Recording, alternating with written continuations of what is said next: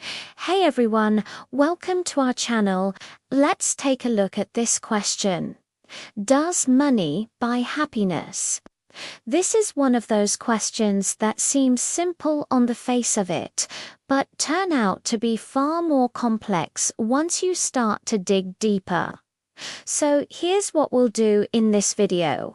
First, we'll look at some of the research into the relationship between money and happiness and see what it has to say. Then we'll discuss why people might think that money does or doesn't buy happiness, before finishing up with how you can use this knowledge to live a better life. Let's start by looking at the research, and here the news is not all good. A number of studies have found that there is a positive relationship between income and happiness, meaning that people who earn more are happier than those who earn less. However, this relationship seems to follow an inverted U shape. In other words, as you earn more and more, your happiness increases until you reach a certain point, after which further increases in income no longer bring about greater happiness. For example, in a study conducted across 156 countries, researchers found that while wealthier people were indeed happier than their poorer counterparts, this was only the case up to an annual income of around $105,000. Beyond this threshold, any additional money was no longer associated with increased levels of happiness.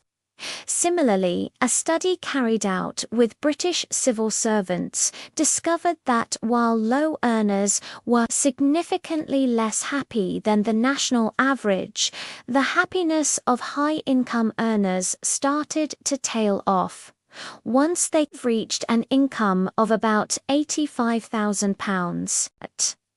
There are many other studies which find similar results. But if we really want to understand the relationship between money and happiness, we need to look at what happens over a person's lifetime. This is because while we might get a kick out of a pay rise or an unexpected bonus, these short-term increases in income don't tell us much about what really makes us happy in the long run. To find out more, academics analyzed data from two long-term studies in the USA, one following almost 3,000 Americans over 27 years, and another tracking the lives of nearly 5,000 Danes over a period of 36 years. And what they found was that while being rich did not make people happier, having enough money to meet their basic needs certainly did. So, while this research suggests that money can buy happiness, it also suggests that it doesn't buy very much beyond a certain amount. If you're curious about whether you've reached this point, we've included a link to a calculator that uses these figures to estimate how much money you need to stop worrying about money in the description below. But why does money stop buying happiness once you reach a certain income level? There are several theories. For example, humans have a limited capacity for happiness, and therefore, once we've met our basic needs, any additional happiness we might experience from earning more is likely to be short-lived. Instead, we quickly adapt to our circumstances and end up back at our baseline. This is known as the hedonic treadmill or the Osterlin paradox, named after two economists who published papers on the concept in 1974. The theory proposes that instead of achieving long-term happiness, we keep running on a treadmill trying to improve our circumstances just so we can get back to where we started. Another explanation is that while money can improve our material circumstances, it can't improve things like our health or relationships, which are key ingredients to a happy life. The quality of our relationships in particular has been shown to have a bigger impact on our happiness than anything else. Money might be able to buy us gifts or experiences to share with loved ones, but it can't buy us time, which is what we really need to invest in our relationships. As we've seen, the evidence that money buys happiness isn't exactly straightforward. It appears that there is a point where the relationship between money and happiness starts to break down. But how do people arrive at this point? Well, partly it's due to adaptation. We get used to what we have and quickly find new things to worry about. But there's also a role played by the way we talk to ourselves. Our mindset can make a big difference to how much money we need to be happy. Take these two statements. For example, my income is too low. I need to earn more money. Or my income is enough, but I would like to earn more. Notice the difference between them. Both are objectively true. If you earn $100,000 and you would like to earn more, then both statements are technically correct. But the first statement is self-defeating. By saying my income is too low, you are creating a narrative in your mind that you are not good enough, that you are not successful enough.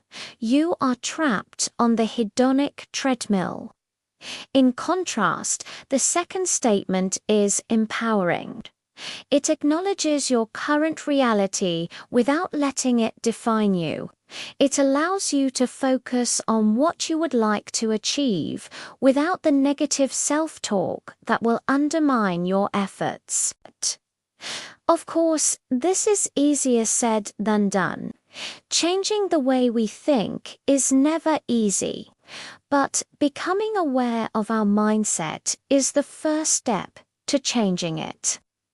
The same goes for focusing on what we're grateful for rather than what we're lacking. When we focus on what we don't have, we feed into the hedonic treadmill, pushing us to always want more. But when we focus on what we do have, we experience more contentment with our lives as they are. This is not to say that we should never strive to improve our circumstances. Indeed, having goals and working towards them is important for our motivation and sense of purpose. But it is possible to set goals without falling into the trap of always wanting more. By appreciating what we already have, we are better able to enjoy our lives now while still working towards our future goals.